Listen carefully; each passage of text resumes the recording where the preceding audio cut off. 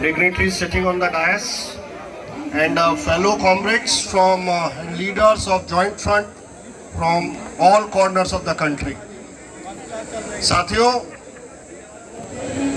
यह बहुत हमारे लिए आज एक ऐतिहासिक दिन है। आप सोचिए, आज से पहले जनरल इंश्योरेंस इंडस्ट्री का एक्सक्लूसिव तौर पर मार्च टू पार्लियामेंट का आह्वान कभी नहीं किया गया। आज इस सरकार की हठधर्मिता नीतियों के कारण बीमा कर्मियों को मजबूर होना पड़ा कि वो इस संघर्ष को अपने इस आयाम तक लेके जाएं। आज से पहले भी कई मार्च टू पार्लियामेंट में मैं जो सेंट्रल ट्रेड यूनियंस की तरफ से दिए गए थे, मेरे पूर्व के संगठन जिनका मैं सदस्य था, उनकी तरफ से मैंने उसमें पार्टिसिपेट किया है। बट आज का यह अपने आप में एक विलक्षण है। It's a unique distinction for general insurance industry की आज उन्होंने मार्च टू पार्लियामेंट का ये कॉल दिया है। यह कॉल देने के लिए जनरल इंश्योरेंस के जॉइंट फ्रंट के ट्रेड यूनियंस को क्यों मजबूर होना पड़ा, यह मुझे बताने की आप जैसे जागरूक साथियों को जरूरत नहीं है। साथियों, यह बहुत ही खेदजनक और इस सरकार के लिए शर्मनाक है कि हमारा वेतनमान का जो संशोधन पिछले 1 अगस्त 2017 से ड्यू हो गया था, वो आज तक लंबित पड़ा है।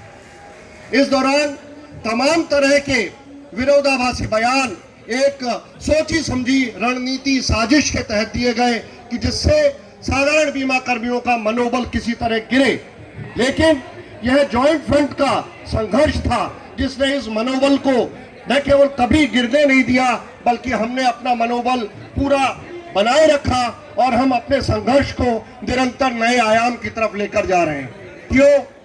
हमने मार्च टू पार्लियामेंट की परिकल्पना जो की थी वो यही था कि हम उस भवन की तरफ जाएंगे जहां पर सत्ता के जो हमारे सरकार है, जो सरकार वहां पर सत्तासीन है, उन तक हमारी आवाज को हम पहुंचाएंगे। लेकिन जो हमको अनुमति मिली, हम एक बहुत लॉ अबाइडिंग सिटीजन्स हैं, हमको अनुमति उस तरह के मार्च टू पार्लियामेंट की नहीं दी गई जिस तरह का हम अपेक्षा करते थे, या जिस तरह की अपेक्षा एक जनतांत्रिक समाज में, एक जनतांत्रिक देश में की जाती है, वो नहीं दी गई और हमको इस ऐराना में रहने के लिए मजबूर किया गया। कोई दिक्कत नहीं है, लेकिन हम सांकेतिक तौर पर अपना मार्च टू पार्लियामेंट जरूर करेंगे। साथियों, हमारी जो प्रमुख मांगे हैं वो हमारे बैनर पर भी यहाँ लिखी हुई है कि हम किसी भी तरह के निजीकरण का विरोध करते हैं। निजीकरण का विरोध हम क्यों करते हैं, उसका एक स्पष्ट सीधा सा कारण है कि समाज के सभी वर्गों को बीमा की सेवाएं प्रदान करने के लिए 1972 में आपका के द्वारा राष्ट्रीयकरण किया गया। 104 कंपनियों को मिला के 4 कंपनियां बनाया गया।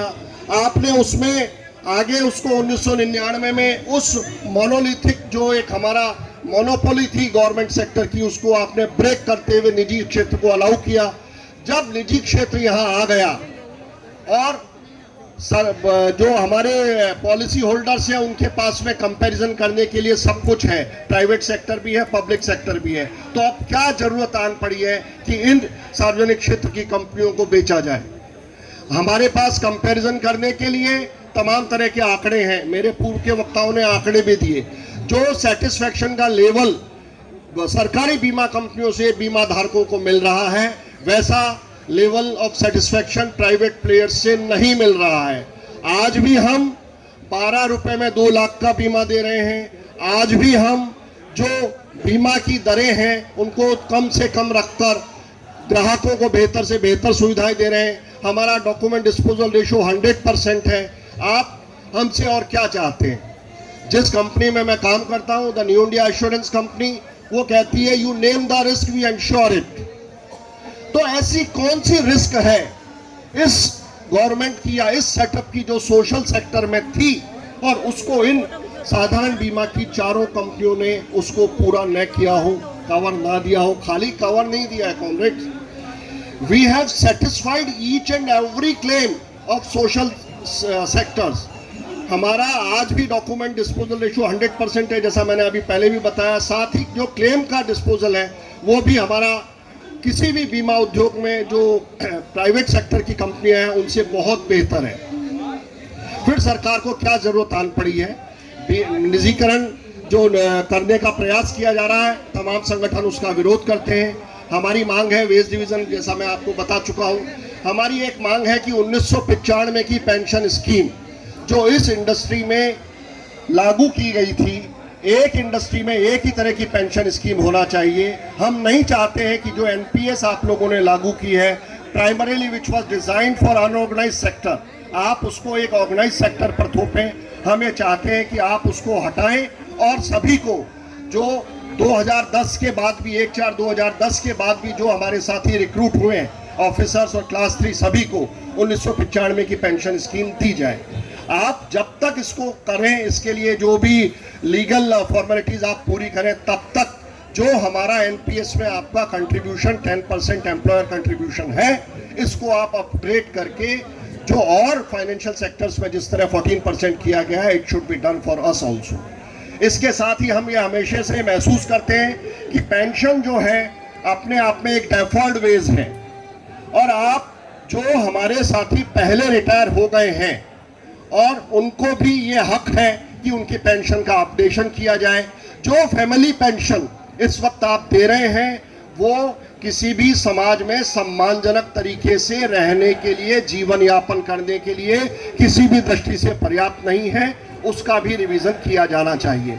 इन्हीं डिमांड्स को परस्यू करने के लिए हम यहाँ एकत्र हुए साथियों, और हम ये उम्मीद करेंगे, तवक्को रखेंगे इस गवर्नमेंट से कि वो इन बातों पर ध्यान दे, और अगर बीमा कर्मी कुछ मांग रहा है तो उसको ध्यान दिया जाए उस पर। और बीमा कर्मी की जो डिमांड है वो एक लेजिटिमेट डिमांड है। आप जिस सॉल्वेंसी रेशो, सॉल्वेंसी मार्जिन का आप जिक्र कर रहे हैं, या जिसकी आड़ लेकर आप वेतन समझौते को रिवीजन के लिए रोके हुए हैं, वो गलत है।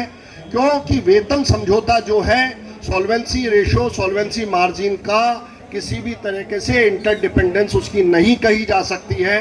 Solvency has something to do with the business which we are doing right now. It has nothing to do with our wage revision. This government should understand this basic thing. I don't know why they are advancing such type of excuses and arguments. और सबसे बड़ा जो एक दुर्भाग्य है हमारा, हम ये उम्मीद रखते थे इस डेमोक्रेटिक सेटअप में, जिसको हमेशा वर्कर्स पार्टिसिपेशन इन मैनेजमेंट बोला जाता है, जो एक पद्धति इस हमारे जिप्सा के द्वारा, जिप्सा प्रबंधन के द्वारा, और जिप्सा की जो कंपनियां हैं, मेंबर कंपनीज, उनके द्वारा जो अडॉप्ट की गई है, एक there is absolute absence of dialogue. हमेशा डायलॉग का एब्सेंस है, and whatever we are seeing, whatever we are witnessing is just monologue. Whatever they wish to do, they just issue circulars. Consultative process का पूरी तरह से यहाँ पर अभाव हो चुका है। हम जिप्सा प्रबंधन से भी अपेक्षा करेंगे, जो जिप्सा के अभी हेड हैं मैडम, उनसे भी अपेक्षा करेंगे कि उस कंसल्टेटिव प्रोसेस को पुनः शुरू करें। जो हमारे एम्प्लॉयज़ की वर्किंग कंडीशन, सर्विस कंडीशन से रिलेटेड इश्यूज हैं, उन पर बात की जानी चाहिए, चाहे वो हमारा जीएफसी हो, चाहे वो हमारा जीटीआईएस का इशू हो, चाहे वो हमारा जीएसएलआई का इशू हो। वेज डिवीजन ऑफ कोर्स एक इशू है जिसके लिए आपको गवर्नमेंट से मैंडेट लेना पड़ता है, लेकिन अगर मैंडेट नहीं मिला था तो आपने 4 अप्रैल 2019 को हमको मुंबई में क्यों बुलाया था? आपने बुलाकर खुद यह कहा था कि हम ये वेज सेटलमेंट जल्दी से जल्दी करना चाहते हैं। और जो हमारा वेज सेटलमेंट ड्यू हुआ है, जो हमारे सॉल्वेंसीज के इश्यूज क्रॉप अप हुए हैं, वो कब हुए हैं? वो 1 अगस्त 2017 के बाद से हुए, उससे पहले नहीं थे। आज भी क्या कारण है कि हमको 2012 की बेसिक पर काम करना पड़ रहा है? 2012-17 में जो आपने वेतनमानों का संशोधन किया था उस पर काम करना पड़ रहा है। आज आप 2022 में हमसे 10 साल पुराने उन पर आप काम कराना चाह रहे हैं, और आप ये तवक्को रखते हैं कि हम कुछ भी नहीं बोले, सिर्फ जो आप कर रहे हैं उसको हम सहते रहें, सुनते रहें। नहीं, ये नहीं हो सकता। हम एक जनतांत्रिक देश में रहते हैं, हमको अपनी आवाज को बुलंद करने का पूरा हक है। हम हमारा विरोध आपके सामने जाहिर कर रहे हैं, और हम पूरी तरह से जो भी कानून है उनके तहत ही अपना विरोध जाहिर कर रहे हैं। और हम इस सरकार से अपेक्षा रखेंगे कि वो थोड़ी बहुत संवेदनशीलता का परिचय दे और जल्दी से जल्दी बीमा कर्मियों के संगठनों को तुरंत आमंत्रित करें, जिससे वेतनमानों का संशोधन हो सके। आपके इस संघर्ष को मैं सभी साथियों को जो भी यहाँ उपस्थित हुए हैं सबको प्रणाम करता हूँ और यह उम्मीद रखता हूँ कि जो जॉइंट फ्रंट की तरफ से आगे आने में संघर्ष के लिए जो बोला जाएगा, जो कॉल्स आएंगे, हम उसका पूरा ऑनर करेंगे। Thank you very much.